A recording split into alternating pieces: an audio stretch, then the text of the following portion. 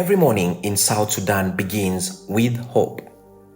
In villages touched by return, recovery, and rebuilding, a new story is unfolding.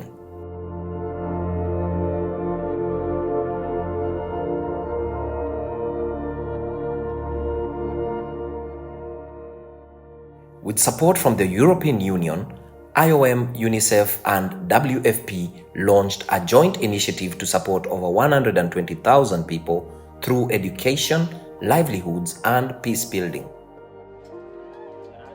Education is the foundation of peace. With rehabilitated classrooms and school feeding program, children are returning to schools and staying there. I want to become a surgeon.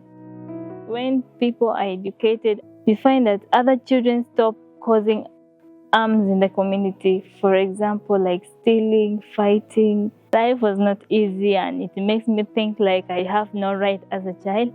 But ever since I joined, I also gained this confidence and communication skill, and I can even speak of myself and know that truly I have right as a child.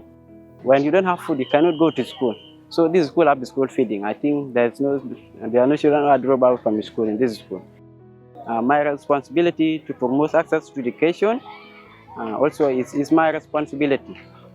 Second treat, to promote peace in our country as we leave war and let us follow the peace.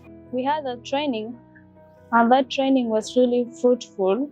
That training has equipped girls and boys in South Sudan to have communication skills and confidence, to learn how to talk in public. Last year we had heat wave, and actually in this school I see some students stay under the tree.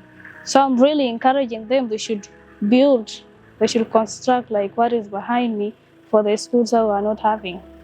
We have enrolled this year 898 male learners and 779 female learners. That make a total of 1,677 learners. UNICEF through UNICE have managed to donate for us a school borehole and one block with 2 classes. So UNICE went far to form 2 clubs. It has formed Peace Club, Young Reporters Club, that is a journalist club. He has also trained PTAs and teachers. We teachers were trained on how to make a scheme of work and lesson plan. And I, as a manager of the school, based on that training, I come to realize how to make a good management of the school. From literacy to business, women and youth are learning skills that translate into income and independence. When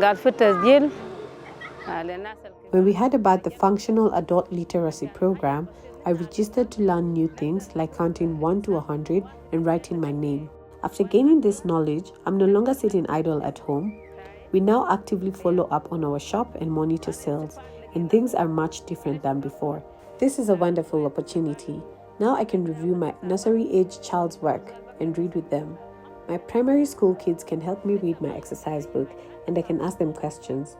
They are very happy to see me reading. My son encourages me to continue my studies. That reminds me that education isn't linked to age. Even if you have white hair, you still need to pursue your education.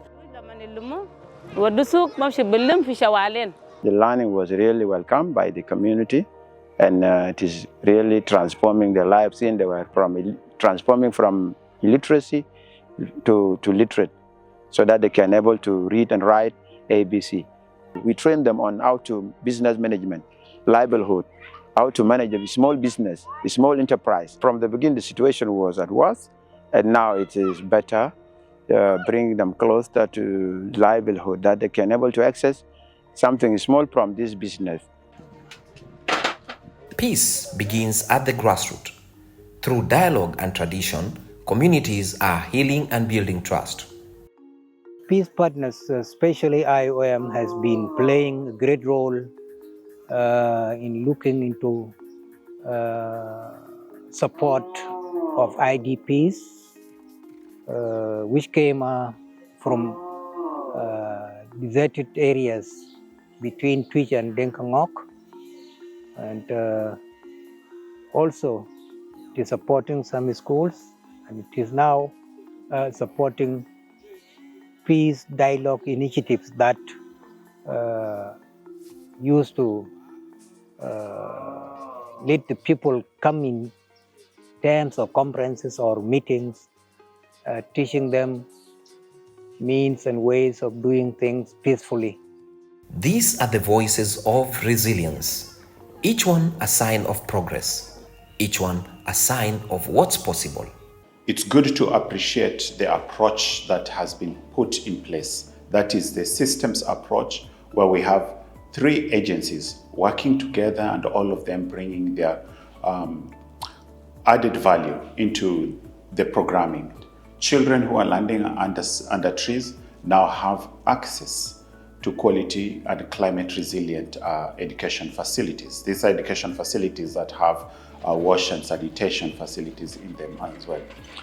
If you look at the number of children within those schools, because it's not only about having the facilities, but also having children in school and who are able to stay in school, about 21,000 are getting food assistance.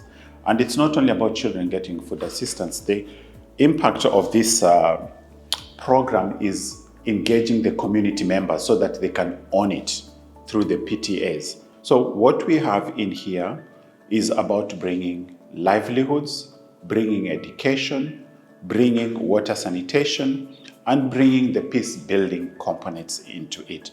There is no one agency that could have been able to do that, but all of them coming together. They make impact at scale, and they make the impact become more sustainable. And that's the key thing that is wanted in resilience. Part of what WFP has been able to do is help over 3,000 households bring land into productive use, helping them also to adapt to the issue of floods by showing them how to produce rice. IOM, our partner agency, also have done a huge amount of work on skills training and savings and loans. And then, of course, we've been able to reach 26,000 children across 46 schools to bring them into school every day, increase their ability to learn, help the families, because they're coming from food insecure communities, so that at least they get one decent meal a day. This program is a clear example of what we can achieve when we work together, putting people at the center and building a more hopeful future for all. Importantly, this program has elevated the voices of local communities, ensuring their needs and priorities shape the solutions we deliver. With the support of the European Union and the commitment of IOM, UNICEF and WFP, South Sudan's journey from recovery to resilience continues.